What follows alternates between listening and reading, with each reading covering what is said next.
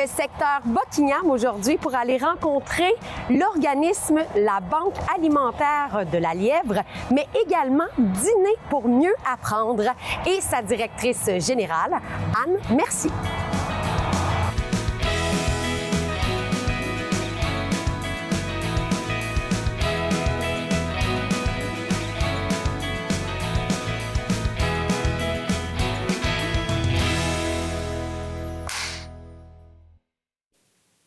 Anne, explique-moi l'organisme de la Banque alimentaire de la Lièvre, d'où ça partit, il y a combien d'années et quelle était la mission à la base qui doit probablement avoir évolué beaucoup au courant des années?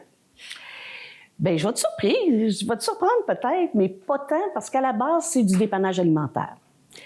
Ils ont eu leur charte en 2002 et c'est issu d'un besoin qu'il y avait dans la communauté que, dans le temps, le Centre des aînés faisait ben là, eux, il y avait vraiment une mission qui est très, très, très large, là, qui, autant le dépannage, la soupe populaire, tout ça, il y avait toute cette mission-là, mais au fil du temps, c'est des bénévoles qui aussi, ben, prenaient de l'âge, des fois c'est difficile d'aller juste sur une base de bénévolat.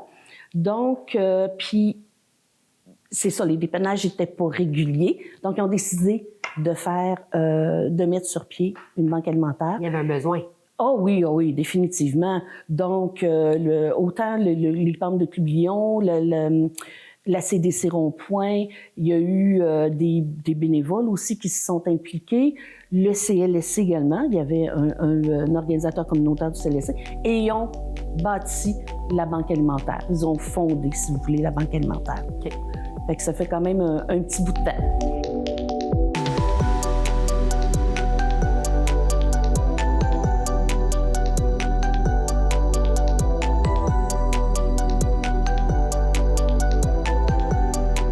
À l'époque, on devait avoir une certaine clientèle, certains services qui étaient offerts, principalement le dépannage alimentaire. Aujourd'hui, on est complètement ailleurs, si je me trompe. Oui. On est vraiment ailleurs. On a développé plusieurs services. Oui. Et entre-temps, on a aussi... Ben nous, on est rendu... Ça s'appelle Banque alimentaire de la Lièvre, mais services en sécurité alimentaire. Okay. Donc, on a eu à faire des choix, à développer des services selon les besoins aussi. Un des choix qu'on a dû faire, c'est qu'on nous a demandé à la table de Bethléem, le centre d'Edna Charette, qui, eux, recevaient les enfants pour l'heure du dîner. Oui. Là, il faut revenir en 2020, on est dans la pandémie. Oui. Donc, les enfants ne peuvent pas se déplacer comme ils veulent. C'est plus difficile. Et nous, à la Banque alimentaire, parce que c'est deux organismes complètement séparés, nous, à la Banque alimentaire, ça augmentait tout le temps. On avait 49 enfants au départ. Là, on était rendu à 86. Mais aujourd'hui... Ça a doublé en une année? Oui, mais aujourd'hui, on en a 500. Tu sais, c'est comme... On est ailleurs, là. Oui. Donc, ils nous ont demandé d'aller les visiter, d'aller voir. On leur a dit comment on fonctionnait. On leur a suggéré d'aller les porter dans les écoles, que ce serait plus facile. Et puis, finalement, bien... Au bout de quelques mois, ils nous ont dit, est-ce que vous reprendriez le service? Donc, on a repris le service. Mais c'est deux entités différentes, avec vraiment chacun leur numéro de charité, chacun leur mission, chacun les objectifs, mais avec une direction générale et le même conseil d'administration qu'on appelle un conseil d'administration unifié. Okay. Alors, c'est un peu des vases communicants. Oui, c'est ça. Définitivement.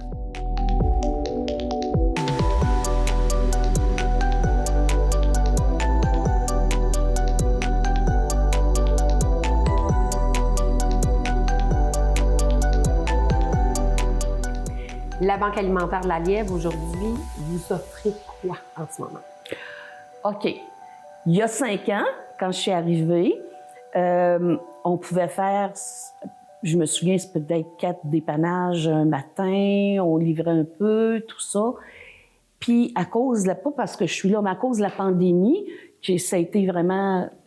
Les besoins, ont été... Vraiment, on ne s'attendait pas à ça. Alors, il a fallu qu'on développe aussi des services. Ça a été le service de dépannage, oui. Ensuite, ça a été un service, les cuisines collectives, il y en avait un petit peu, mais là, c'est plus structuré. Moi, mon rêve, on avait un frigo communautaire. Mon rêve, c'était, je voyais souvent des enfants venir dedans, puis un dépannage, là, c'est pour une famille, c'est 3 repas par jour pour 5 jours. OK. Et c'est pour une période d'1 mois. OK? Mais au départ, c'était ça. Mais il y a des gens qui ne peuvent pas faire 1 mois là, avec ça, là, puis qui en ont vraiment, il y a d'autres besoins. Oui. Donc, on avait un frigo, puis il y avait beaucoup de monde dedans. Puis là, moi, mon rêve, c'était, je me disais, si au moins les gens pouvaient prendre un bon repas par jour, bien, ça serait déjà ça. D'où l'idée de la tablée populaire. Ce que les gens appellent communément une soupe populaire, là. Mais nous, on a décidé que c'est la tablée parce que c'est plus familial. Et on voulait pas en faire... on voulait en faire une expérience. On voulait plus un style cafétéria, où les gens pourraient choisir, qui se sentent pas... C'est très, très, très lumineux, que les gens ne se sentent pas jugés, ne se sentent pas que c'est un endroit où, tu sais, je mets ça dans ton assiette, puis c'est ça que tu manges. Bien, puis il faut que ce soit accueillant pour avoir le goût d'y aller, sans se faire poser des questions. Comme tu dis. Exactement. Donc, tu te présentes, tu as faim, tu as une assiette. Puis, on a constaté que, effectivement, si c'est comme pour les tout-petits, hein, on dit que s'ils mangent bien, ils vont apprendre à l'école. S'ils vont le ventre vide, c'est la même chose pour les adultes. Oui. Alors, si tu as des problèmes de consommation, si tu n'es même pas capable d'avoir tes besoins de base, de te nourrir ou de te loger ou de te laver, parce qu'on a également un bloc sanitaire.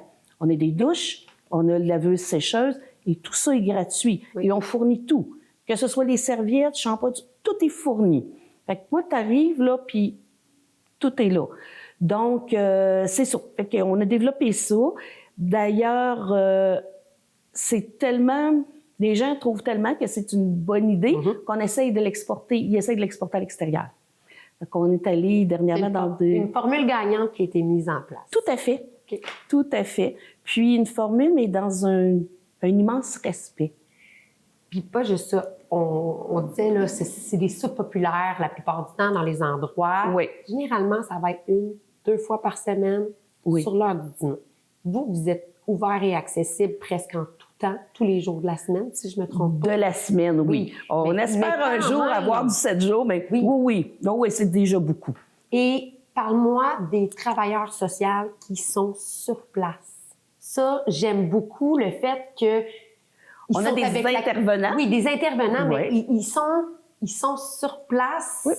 Oui. J'aime la relation, je pense, qui se fait. Peut-être qu'il y a des gens qui vont pas les voir dans une journée, mais... Non, c'est pas un besoin, mais ils sont là. Exact. Au moins, on les accueille, on leur montre les services. Oui. Nous, on ne fait pas de relation d'aide. On n'a pas de caseload, là. OK? Tu n'as pas de dossier chez nous. Par contre, si tu as besoin de référencement, on est là, on va t'accompagner. Tu sais, si tu as besoin d'un logement, on va faire des démarches avec toi. Oui. Donc, puis on fait, c'est comme je vous dis, notre force, c'est le référencement. Alors, on travaille énormément avec les organismes du milieu. On n'existerait pas s'il n'y avait pas eu les organismes du milieu. Je parle de la tablée, là.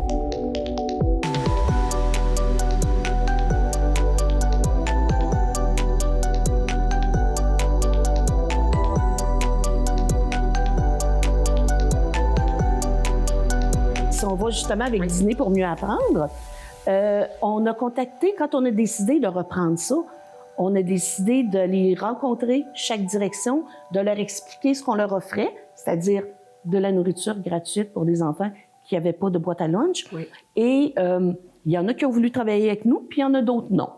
Donc, il y en a qui ont refusé le service. Et puis, on a commencé avec 4 écoles. Aujourd'hui, l'année prochaine, on va en avoir 7 ou 8, là, je crois que c'est 7. Mais le problème qu'on a avec ça, c'est que cette année, là, on avait 106 enfants. On nourrissait 106 enfants gratuitement par jour, tous les jours. Tous les jours à l'école. Puis on va leur porter tous les jours un repas chaud. Tu sais, c'est pas juste une boîte à lunch, là, c'est vraiment un repas complet chaud. Oui. Et pour réussir à avoir des sous pour continuer notre mission, parce qu'on n'a pas assez d'argent pour la mission de base, on n'a pas assez de subventions. On arrivait à peu près tout le temps 100 000 dans le trou, là. C'est difficile d'aller chercher des dons tout le temps. Donc, on a fait affaire avec Cantine pour tous l'année dernière. On s'est tout équipé. On a très bien étudié. On a passé les étapes. C'est une grosse organisation, Cantine pour tous. Je les remercie d'exister. Et puis, là, l'année dernière, on a fait 2 écoles avec Cantine pour tous. Cantine pour tous, c'est un nouveau service pour les parents dans les écoles. S'ils veulent commander, ils peuvent commander en ligne, puis nous, on va le porter, c'est tout. Mais par contre, on est payé pour ces repas-là. Nous, on est payé. Pour mieux apprendre doit être fait en fonction des subventions, tandis que celui-là, avec Cantine pour tous, vous avez un certain montant que le gouvernement donne. Ah, bien là, ça fait toute la différence. Ben oui, une grosse différence. Puis ça nous permet d'avoir des sous, donc de donner à plus d'enfants, plus gratuitement à des enfants. Par contre, si c'était un montant fixe, nous, on aurait eu de la difficulté. Nous, on reçoit 7 $ pour chaque repas. Mais le parent qui va en ligne, il a le choix du montant qu'il va payer entre 1 $ et 6 $. Okay. Alors, si tu veux acheter un repas pour ton enfant, il peut te coûter juste 1 $. On y va en fonction de nos moyens. Oui, chaque parent y va en fonction de ses moyens, mais nous, on est payé quand même 7 $. Alors, nous, ça nous donne des sous pour acheter les denrées pour nourrir nos enfants. C'est comme ça qu'on essaie, c'est comme ça qu'on réussit à s'en sortir un petit peu mieux. Mais à 2 écoles, ça demandait énormément d'investissement. Oui. Alors, c'était difficile l'année dernière. On ne rentre pas encore dans notre argent. Mais cette année, on va avoir 4 écoles. Alors, il va y avoir des parents qui vont avoir le service dans 4 écoles différentes. Mais c'est plus de ressourcement. Une belle nouvelle amène un beau nouveau problème et une nouvelle solution à trouver, là. C'est un défi. Ben oui. C'est un défi, mais on a vraiment une belle gang qui travaille là, oui. C'est autre chose comme les cuisiniers de la tablée, eux, vont faire beaucoup de récupération, ils vont faire de la création. Oui. Tandis qu'avec Cantine pour tous, ce sont des menus fixes. C'est 8 semaines, il faut tout qu'il soit approuvé. C'est une belle organisation, là, mais c'est très, très, très... c'est pas flexible, là. C'est très normé. Ils viennent visiter les cuisines, ils viennent tout évaluer. Tous tes produits sont évalués. Puis là, nous, en plus, on travaille avec l'ITHQ pour avoir notre certification Aliments Québec. Oh, OK. Oui. Donc là, on est bien contents parce qu'on vient de l'avoir. Donc, oui, c'est vraiment... on est fiers d'où on est rendu.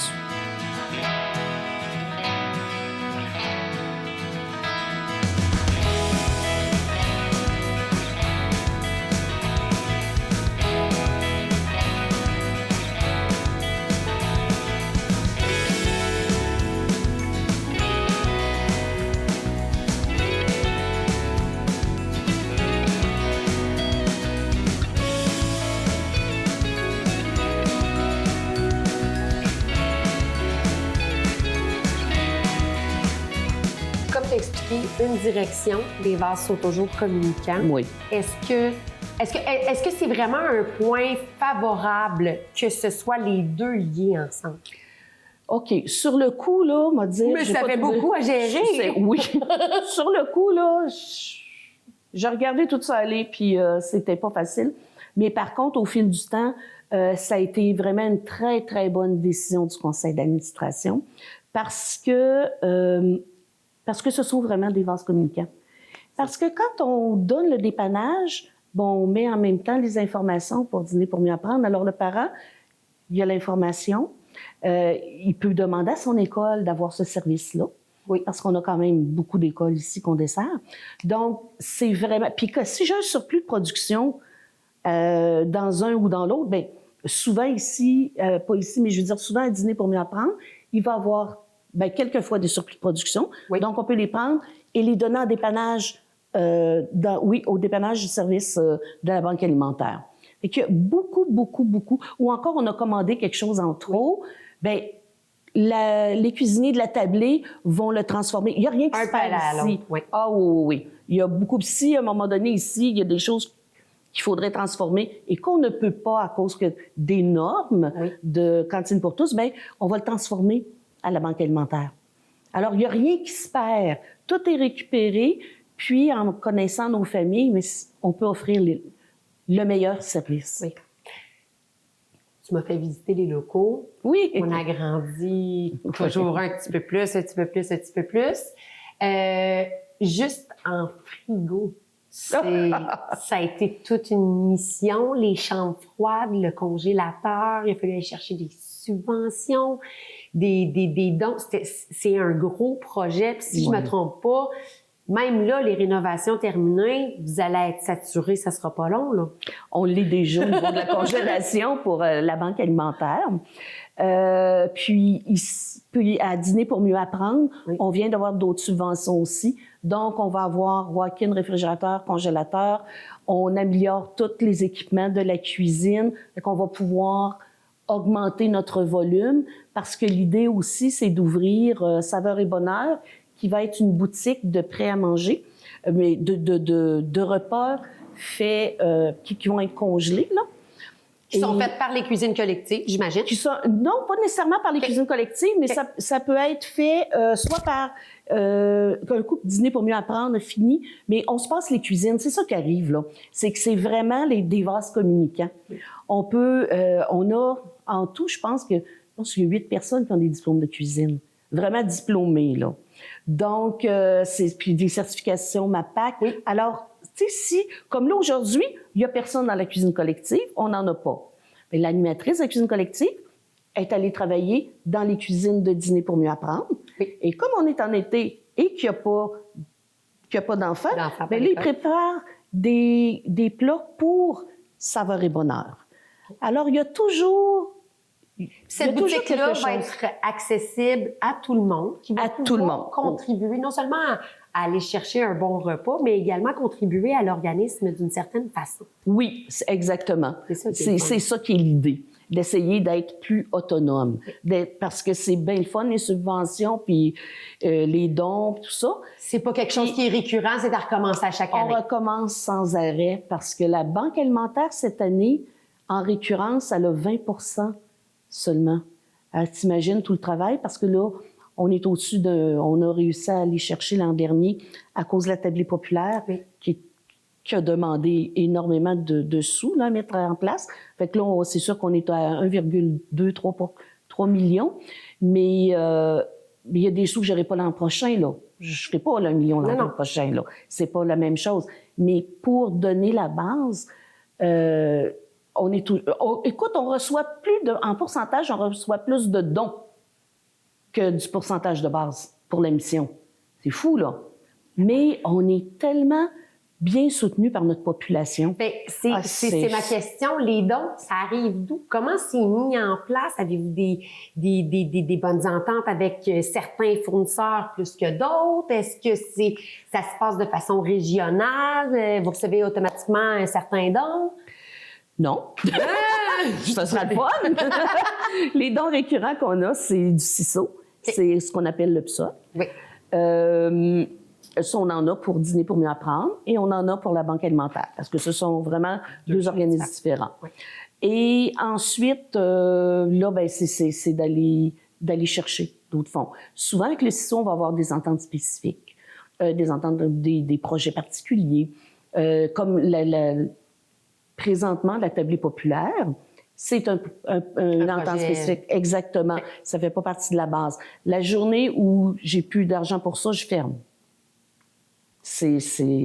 Puis nous, on avait tellement de services, on était tellement épuisés quand on l'a rendu à terme et qu'ils nous ont dit, ben là, vous l'avez, qu'on s'est dit, ben s'il manque un sou noir, je ne pourrais pas le faire. Parce que t'épuises ta capacité d'aller chercher de l'argent là, à un moment donné. Oui. Alors, puis surtout que les demandes pour la Banque alimentaire, elle est tellement forte et c'est ce qui est le moins financé.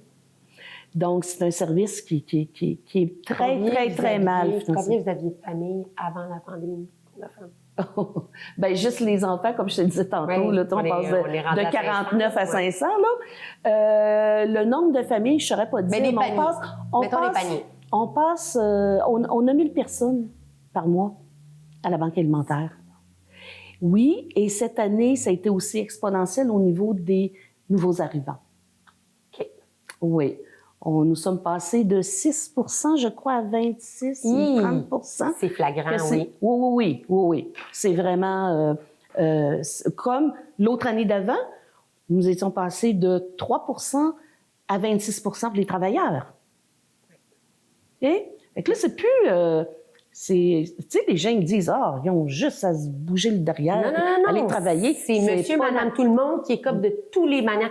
Un peu comme tu m'as expliqué tout à l'heure, le service de buanderie, de douche, c'est pas nécessairement quelqu'un qui est en itinérance, c'est pas nécessairement... Ça peut être un travailleur qui est même plus capable de payer sa facture d'électricité parce qu'il n'y a plus d'eau chaude à la maison. Exactement. Puis ça, il y en a beaucoup, hein? Ben oui, puis ça va faire quelques mois, puis... Après ça, s'il est capable... il y en a qui viennent, il y en a que c'est récurrent, puis ça le sera toujours. Ouais. Soit qui sont en fin de vie. Oui. Ça, oui, on en a quand même. Des situations précaires pour XXX raisons. Exactement. Et ou pas la capacité. Aussi. Eux, on le sait qu'ils vont toujours revenir. Mais il y en a beaucoup que c'est juste, je viens de perdre mon emploi. Ou les grèves. La grève des professeurs qu'on a eu. Les facteurs. La grève des postes. On a tous eu ces gens-là. Oui. Puis vous seriez surpris de voir le nombre de travailleurs qui viennent d'institutions qui sont chez nous aussi.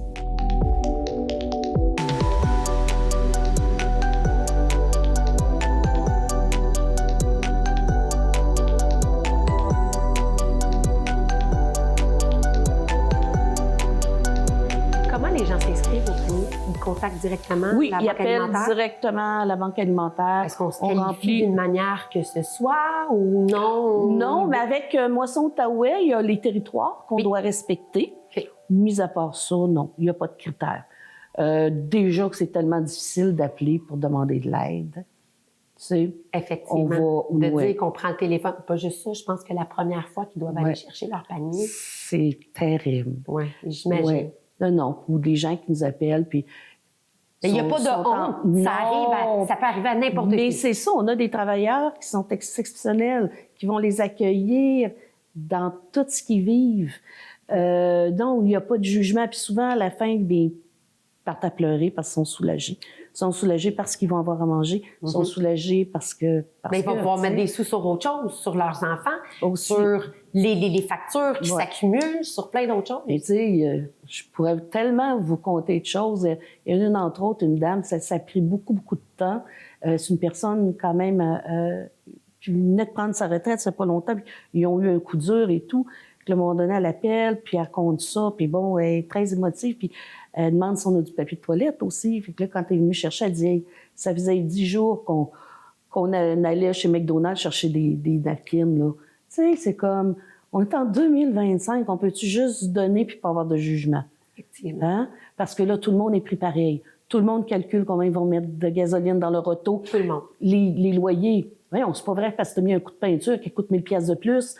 C'est tellement ridicule. Tout est exorbitant. On va à l'épicerie, on passe notre temps à calculer. Oui, puis le gouvernement dit, OK, oui, vous pouvez, les propriétaires, augmenter de temps, mais le salaire, le minimum, il l'augmente pas de temps. Non, la capacité du payeur est... Mais non, elle n'est pas là du tout. Alors que ce soit, surtout, moi, c'est les loyers. Nous, on dit aux gens, essayez le plus possible de garder votre logement, puis venez chercher les autres services. L'aide alimentaire. Oui, exactement. Parce que c'est l'endroit que tu vas couper, hein? Tu n'es pas obligé de payer ton loyer. Tu es obligé de payer ton loyer, l'électricité, tout ça. T'es mal pris. Fait que tout ce qui te reste, le résiduel, c'est pour te nourrir. Des fois, il ne te reste rien.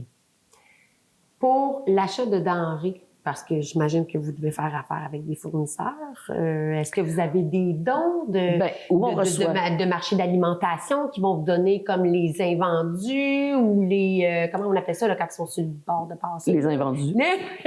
T'as le bon mot. C'est bon. Oui. Honnêtement, notre gros fournisseur, c'est Moisson. Hein? On les remercie parce que si on n'avait pas Moisson, on serait vraiment mal pris. Alors, toutes les semaines, on reçoit des palettes de Moisson. C'est sûr que ça comble pas tous les besoins, mais on a un fournisseur qui est exceptionnel, qui s'appelle IGA, celui qui est sur Georges.